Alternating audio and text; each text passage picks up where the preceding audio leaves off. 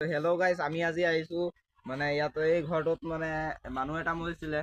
এতিয়া আমি ভিতৰত গৈ চাম এইটো ভিতৰত কি আছে।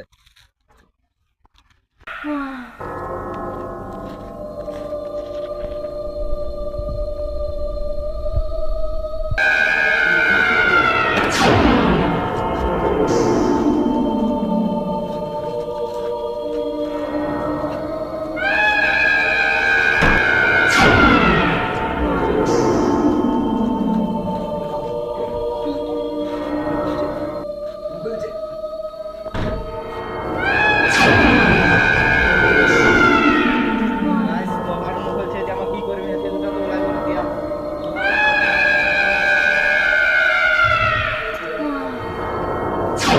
আপোনালোকে চাইছে দিনতে ইমান ভয়ংকৰ জগা এইটো।